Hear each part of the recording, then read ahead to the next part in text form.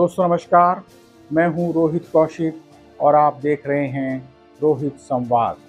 दोस्तों, गृह मंत्रालय ने जनगणना अधिनियम 1948 के तहत जनगणना और जातीय जनगणना से संबंधित ऑफिशियल गजट नोटिफिकेशन जारी कर दिया। देश में पहली बार जनगणना और जातिगत जनगणना एक साथ कराई जा रही है। भारत में जनगणना हर 10 साल बाद कराई जाती है। कोरोना महामारी के कारण 2021 में होने वाली जनगणना टाल दी गई थी। इससे पहले 2011 में जनगणना हुई थी। इस बार जनगणना की प्रक्रिया 2 चरणों में पूरी की जाएगी। पहला चरण 1 अक्टूबर 2026 तक पूरा किया जाएगा, जबकि दूसरा चरण 1 मार्च 2027 तक पूरा किया जाएगा।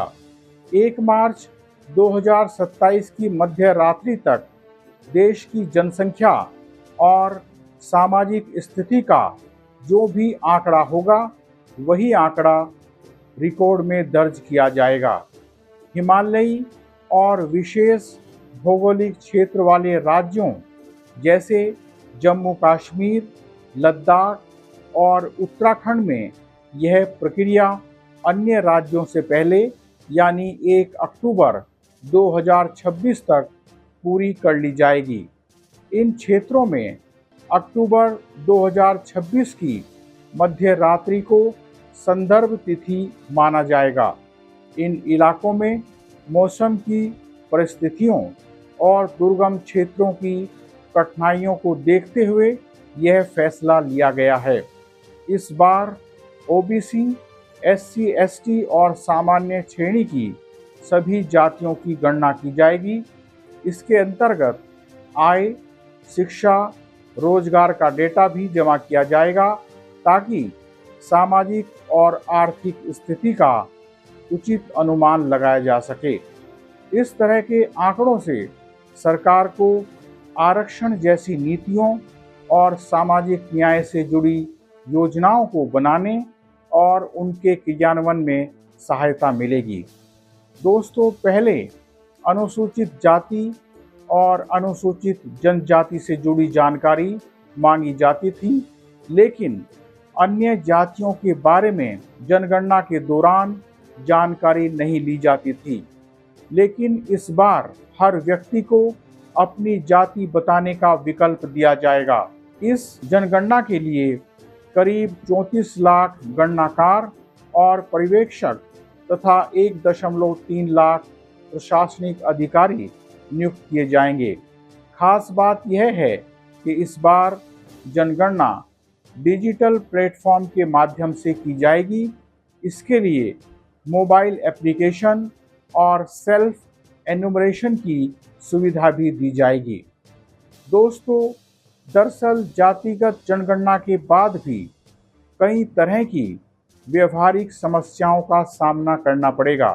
जनगणना के बाद परिसीमन आयोग का गठन करना होगा और केवल आबादी के आधार पर परिसीमन के खिलाफ कई दक्षिणी राज्यों के विरोध को देखते हुए गहन विचार विमर्श की जरूरत होगी।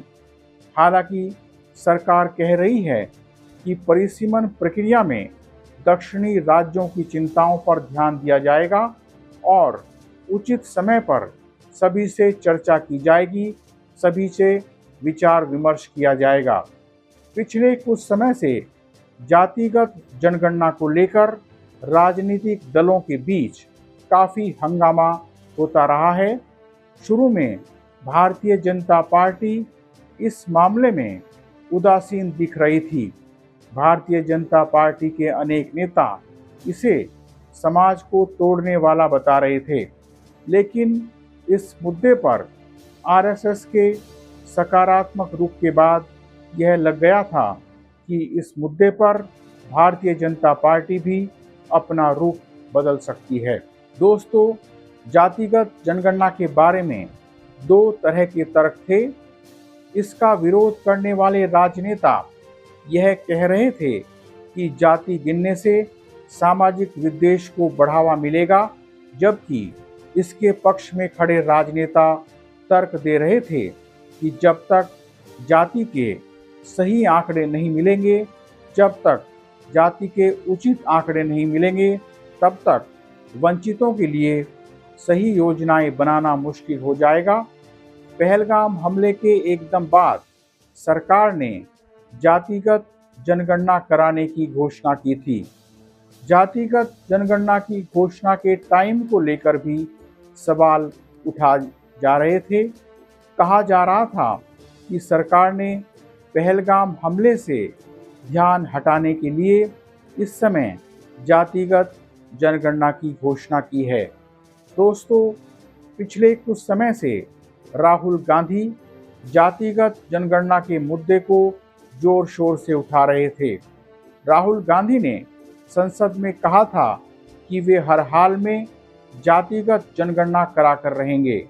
अखिलेश यादव समेत कई राजनेताओं ने इस मुद्दे पर अपनी आवाज़ बुलंद की थी। इस मुद्दे पर कई तरह के विरोधी बयान देने के बाद भारतीय जनता पार्टी का पलटना यह दिखाता है कि भाजपा ने मौके को भांपकर इस मुद्दे का श्रेय लेना चाहा, लेकिन जनता भाजपा के पुराने बयानों को भुला नहीं पाई। बहरहाल आज इतना ही।